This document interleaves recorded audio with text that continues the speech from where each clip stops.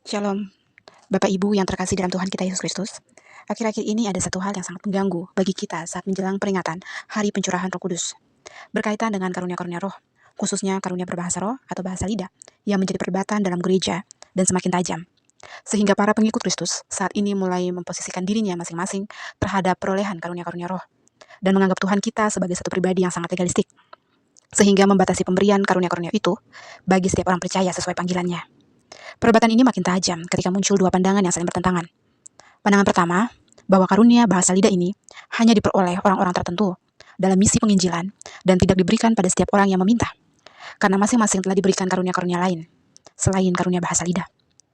Pandangan yang kedua, bahwa kita semua dapat memperoleh karunia bahasa lidah itu, karena karunia bahasa roh atau lidah adalah tanda bahwa seseorang telah terima baptisan Roh Kudus, dan juga sekaligus telah kepenuhan Roh Kudus. Hal ini telah menimbulkan perdebatan di antara gereja-gereja, dengan argumen-argumen yang tajam dan menyudutkan, lalu dipublikasikan ke media sosial untuk mendapatkan dukungan dan subscribe.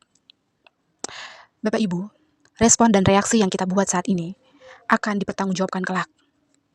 Kita benar-benar telah berada di penghujung akhir zaman, sehingga marilah kita menguduskan hati kita, dan terutama lidah kita perlu dikuduskan, sebab itulah akar permasalahannya.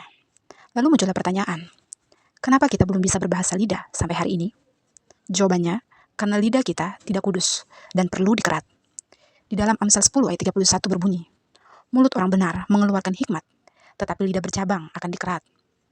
Ingatlah juga saat Nabi Yesaya diutus untuk membawa perkataan Allah, maka bibirnya pun harus dikuduskan terlebih dahulu. Kalau karunia bahasa lidah penting dan sifatnya fungsional, mengapa kita tidak menginginkannya? Dan apa juga masalahnya jika kita memperoleh karunia roh lebih daripada satu? Kan itu juga kan bukan milik kita. Maka, sekarang berhentilah mendiskreditkan Allah kita yang terkenal sangat murah hati kepada anak-anaknya, dan segeralah memohon pengampunannya, dan mintalah pengudusan terhadap lidahmu. Rendahkanlah dirimu, serta bersiaplah untuk menerima karunia bahasa lidah itu, agar kita dapat menikmati segala fasilitas kerajaan surga yang telah disediakannya bagi setiap orang percaya. Karena karunia bahasa lidah sangat dibutuhkan oleh setiap orang percaya. Saat berada dalam kesesakan dan juga dalam tekanan, kita tidak mampu memanjatkan doa kepada Allah kita. Maka dari itu, Roh Kuduslah yang akan menolong kita dalam saat yang paling kritis. Maka, inginilah karunia bahasa lidah itu, dan mintalah dengan iman. Maka engkau akan menerimanya. Tuhan Yesus memberkati. Amin.